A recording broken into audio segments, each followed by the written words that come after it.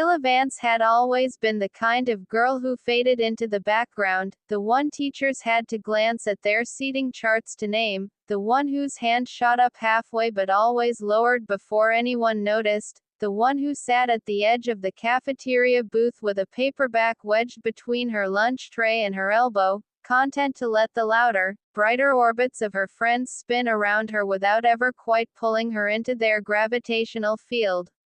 But all of that changed on a rain-slicked Tuesday in October when Coach Ramirez blew her whistle so hard that the sound cut through the gymnasium's stale air like a blade, stopping the junior varsity basketball practice mid-drill, and with a voice that carried not just authority but a strange, heavy note of desperation, she called out, "Vance!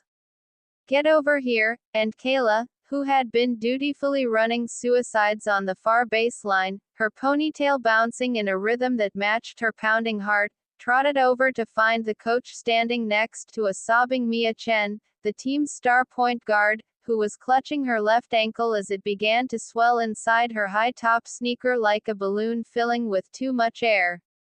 "Mia's done," Coach Ramirez said, not unkindly, but with the bluntness of a woman who had seen seasons derailed by a single misstep, high ankle sprain, maybe worse, she's out for the rest of the season.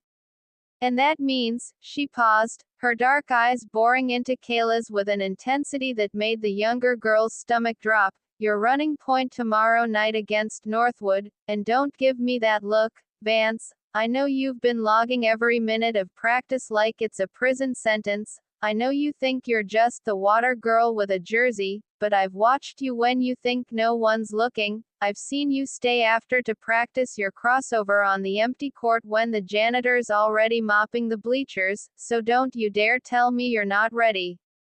And Kayla wanted to say 1,000 things, that she was just a benchwarmer, that she had never started a game in her life, that her hands went slick with sweat the moment more than 3 people watched her dribble. That the last time she took a meaningful shot in a real game she had airballed so badly the ball ricocheted off the shot clock and hit the referee in the back of the head, but instead she nodded, because something in Coach Ramirez's voice, something raw and almost pleading, reminded Kayla of her own mother the night her father had walked out, that same desperate belief that someone, anyone, had to step into the empty space left behind. So Kayla Vance stepped up, and stepping up meant showing up to the school gymnasium at 5:47 the next morning, before the sun had even bothered to crack the horizon, before the custodians had finished buffing the floor. Before the ghosts of last season's losses had fully retreated into the rafters, and she dribbled, and she dribbled, and she dribbled some more, until the seams of the basketball felt like braille beneath her fingertips. Until the squeak of her sneakers became a kind of prayer, until she had run the pick and roll with an imaginary Mia Chen so many times that she started to hear Mia's voice in her head, "Don't telegraph the pass, Vance, look off the defender, use your body as a shield," and by the time her teammates began filtering in for first period gym class, Kayla had sunk 47 consecutive free throws, a feat she would never have believed herself capable of if she hadn't counted each swish under her breath like a rosary. But stepping up, as she would learn in the hours that followed, was not merely about preparation or even skill. It was about the terrible, exhilarating, gut-churning moment when the lights come up and the stands fill with bodies and the opposing team's starting 5 look at you like you're a wounded gazelle that has somehow wandered onto their savanna. And that moment arrived at 7:15 p.m. on that same Wednesday, when the Northwood Wolverines took the court with their matching arm sleeves and their synchronized warm-up dunks and their coach, a barrel-chested man named Coach Harris who had a habit of chewing his whistle into a froth of plastic shards, and Kayla felt her knees transform into something less like joints and more like 2 balloons filled with gelatin. The first quarter was a disaster of biblical proportions. She turned the ball over on the first possession by dribbling it off her own foot, then again on the third possession by throwing a pass that sailed directly into the hands of Northwood's lanky power forward, who grinned at her with the kind of pity usually reserved for puppies who'd peed on the carpet, and by the time the horn sounded to end the first quarter, the scoreboard read 18-4, and Kayla had committed 5 turnovers, 0 assists, and had taken exactly 1 shot, which clanged off the rim so violently that it nearly decapitated a cheerleader doing a toe touch on the sideline. She sat on the bench during the break with a towel over her head, trying to shrink into a dimension where basketball did not exist, but Coach Ramirez knelt in front of her and pulled the towel away with a gentleness that felt more devastating than any scream. "Listen to me, Kayla," the coach said, her voice low and steady. "You're not playing against Northwood, and you're not playing against Mia Chen's ghost, and you're certainly not playing against the voice in your head that tells you you don't belong here. You're playing against the ball. Just the ball, and the floor, and the 10 feet of air between you and the rim, and I need you to forget everything else and just see the game like you saw it this morning at 5:47 when no one was watching, because that girl who sank 47 free throws in the dark, that's the real Kayla Vance, and she needs to show up right now." And something in those words, something about the dark and the solitude and the unobserved excellence that had belonged only to her and the janitor with his mop, unlocked a door inside Kayla that she hadn't even known was locked, so that when she jogged back onto the court for the second quarter, she didn't feel like a bench warmer pretending to be a point guard. She felt like a point guard who had simply forgotten, until this very moment, that she had always been one. The rest of the game unfolded like a dream that she would later struggle to describe to her mother, who had driven 2 hours from her night shift at the hospital to sit in the bleachers and cry quietly into a foam finger. Kayla stopped thinking and started reacting, her body moving with a fluidity that felt less like her own volition and more like a current she had finally learned to stop fighting, and she fed the ball to her center. A girl named Destiny Okonkwo who had shoulders like a linebacker and hands as soft as a pianist's, and Destiny began to score, and then score again, and then score so many times that the Northwood coach started screaming at his players to double-team her, which left Kayla open on the perimeter, and when Kayla caught the ball at the top of the key with 3 seconds left on the shot clock, she didn't think about the airball, didn't think about the referee's head, didn't think about the cheerleader's narrow escape. She just rose up and released the ball with a flick of her wrist that felt as natural as breathing, and the ball traced an arc through the stale gymnasium air that seemed to last for several human lifetimes before it kissed the net with a soft, definitive swish. The bench erupted, her teammates screaming themselves hoarse, and even Coach Ramirez allowed herself a fist pump so vigorous that her whistle flew from her mouth and skittered across the court, but Kayla didn't celebrate, didn't even smile, because she was already running back on defense, already crouching into her stance, already calling out the play to her teammates with a voice that had suddenly discovered its own volume, and she thought, 47 free throws, 47 free throws in the dark, and this is just 48.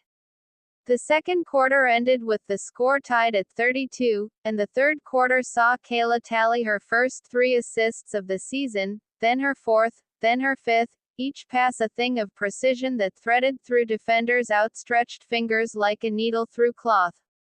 And somewhere in the middle of the third quarter, with the home crowd roaring because the junior varsity team was actually, impossibly, beating the undefeated Northwood Wolverines, Kayla stole the ball from their point guard, a girl with cornrows and a perpetual sneer who had been trash-talking Kayla since the opening tip, and raced down the court alone, the hardwood blurring beneath her, and as she leapt for a layup that would put her team ahead by 6, she heard Mia Chen's voice in her head one more time, but this time it wasn't an instruction or a correction.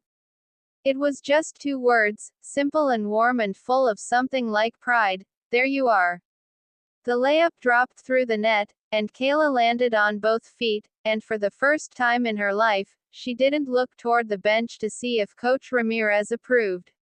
Didn't search the stands for her mother's teary smile, didn't check her teammates' faces for validation, she just looked down at her own hands, the same hands that had dropped passes and airballed shots and trembled under the weight of expectation, and she saw that they were steady, perfectly steady, as if they had been waiting all along for her to stop doubting and start believing. The fourth quarter was a war of attrition, a back-and-forth slugfest that saw destiny foul out with 2 minutes remaining and saw Kayla take a hard elbow to the ribs that would leave a bruise the size of a dinner plate, but she didn't come out of the game, didn't even ask for a breather, because stepping up, she finally understood, wasn't about being the best player on the court or the most talented or the most naturally gifted. It was about being the one who refused to quit when quitting would have been the easiest, most understandable choice in the world. With 12 seconds left on the clock and her team down by 1, Kayla inbounded the ball to her shooting guard, a nervous freshman named Tina who had already missed 4 three-pointers that night, and Tina immediately panicked and passed it back to Kayla,